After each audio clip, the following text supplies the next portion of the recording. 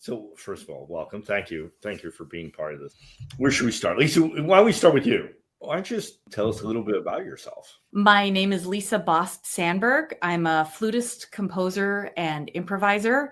I teach at the University of North Dakota. I teach our flute studio and our music entrepreneurship course. I have been deeply involved in new music for a very long time now. I remember being an undergrad and being at the University of Iowa and getting to be around students and faculty members who were composing music. And I just found that so magical, taking the notes on the page and them being premiered live for the first time. And I just very, very naturally sort of stepped into that world and spent more and more time with new music. And I was always very interested in different extended techniques. I studied with Robert Dick quite extensively. I quickly became interested in electronics, and this has just sort of unfolded throughout my life in a really natural way. I started composing a few years later during my master's degree, and then that became a sort of equally important part of it. And that has really led up to a lot of the work that I do today. Why don't you tell us a little bit about coming to EMM? I have a fun history with EMM, at least in my mind. I think my first EMM festival was 2008. I just looked this up, and I'm pretty certain that's the case. And I remember vividly what it was like when I walked in and kind of met everyone. I think, Mike, you were right there by the table. And I was there to perform a piece by a colleague. And I remember immediately how it stood out to me, the community aspect of it, which of course EMM talks about. But it was so welcoming. It was so, as a performer, you're always welcomed at these things. One of my teachers would say, well, yeah, when you're the performer at a new music, a composers festival, you're the rare special unicorn. Well, sort of, but also, you usually find yourself, walking in and meeting people and having a great time, but just wandering in and performing and doing this and doing that. I was literally it was like everyone was ready for me. I was handed a program and a badge, and I kind of went, oh, really? And they're like, well, yeah, of course. I remember immediately that it was just a really, really wonderful, welcoming crew. I could feel how seamlessly the team seemed to have everything in order. I loved the concerts. I loved the fact that there was more room in the schedule to be able to visit and talk and dig into the music. I loved performing, and I believe I played at EMM's for about 3 years in a row there. And then I don't quite remember the history after that, but just over the last couple of years, I've been going, man, I need to get back to EMM. And I'd been making sort of plans for something to propose, or would the schedule work for me this year? Or when could I be there or whatnot? And then all of a sudden, as if it was meant to be, I get this email from Mike that asked me if I would be the guest artist for the 2025 festival. And Mike, tell us who you are a little bit. I'm Mike McFerron. I'm a professor of music at Lewis University. I'm also their composer in residence, and currently the chair of the music department. I am the founder and now co-director of Electronic Music Midwest Festival. And Rob has been on the team for, I don't know, since 2006 or something like that. But I remember your performances earlier on in, EMM's sort of midlife, 2008 to 2012 or 13. And it was just always exceptional. And the thing I think that stood out to us is you're so easy to work with. And, and not only that, you're such a great player. For people in the music world, those two things don't always come together, right? And those are really the two things we need. Yeah. Really. We need people that are really high caliber quality players who are also a joy to work with. That's a big criteria for us when we go to choose a performer. Is this somebody we'd want to hang out with and have a beer with afterwards? And that's an important part of this. In a lot of ways, it's kind of, music is important, of course, and it is electronic music Midwest, right? But at the end of the day, it's about building community and finding opportunities for people to get together and collaborate and chat about what they do and why they do it and bounce ideas off of each other.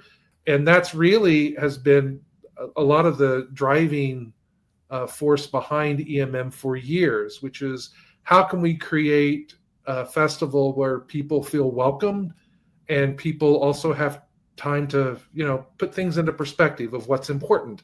And building relationships is one of those things that I think everybody on the board agrees is really important and a big part of EMM. Well, it's funny. So, Lisa, there was a time I was a guest performer, believe it or not. So, yeah. So back then, I was a guest for 60 by 60 project. And then I did this spin-off project called 15 Minutes of Fame, of which I roped Lisa into doing for EMM as well, which, that's probably a little unfair. But so, yeah, 15 Minutes of Fame is 15 one-minute works that's written for a specific musician or ensemble. In this case, it was for Lisa, specifically for EMM. So why don't you tell us a little bit about that experience and what you thought about, because that is your first 15 Minutes of Fame, right? Yeah, that was my first 15 Minutes of Fame, though I was familiar with the project. I believe I was at the EMM that had the 60 by 60. And I was familiar with your work and these projects that you curate, and a few of my friends and one of my former teachers, Robert Dick, had done 15 Minutes of Fame. And when you were in touch with me about it, it was like, oh yeah, this is a fun one. This is a fun one. And I love the concept of it. And I just think that, it's easy to see, well, they're little 1 minute pieces. Well, how you curate those, how you order them, what you do with this, I think can just, make it just sort of fine or make it just extraordinary. I think there's a lot you can do with that. So I was very intrigued when you asked me to get involved with the project. And I remember that we talked about doing an acoustic one, which we have done and is still underway. There's a lot more fun that we're going to have with that one. But then when you said, how about if we do one for EMM as well? And the EMM team agreed, it was like, okay, this could be really interesting.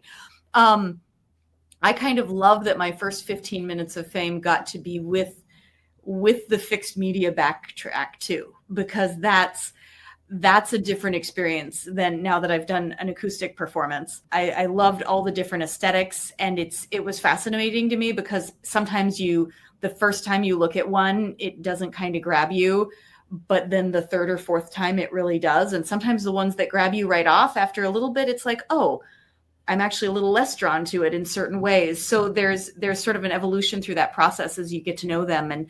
And that 15 somehow became clear really quite quickly. And then the process of getting to know the pieces was another whole thing. Right. Yeah, I feel like you have a very different experience than most instrumentalists with 15 Minutes of Fame. Probably, like my experience with 15 Minutes of Fame compared to others with 15 Minutes of Fame? Yes. Oh, I'm intrigued. Go on. So it'd be, all of us here are aware of 60 by 60, which was really like everything is on the basis of a clock. Most musicians that approach 15 Minutes of Fame just think of it as this is kind of a close to 1 minute piece that's written for us, for the instrumentalist. And whenever they've asked me like, oh, do I have to be exact? I'm just like, close, be close, and which anyway, I give the artistic freedom to the performer because it's not electronics, it's so forth. And there was a part of me that, Lisa, to be honest, the EMM performance took me by surprise. I caught that. And I always had like at least like a couple seconds break where somebody was turning pages and so forth and everything. And then at the first thing, I was just like, oh no, that's right, we're just going. And I was just like, oh, here. So, but it was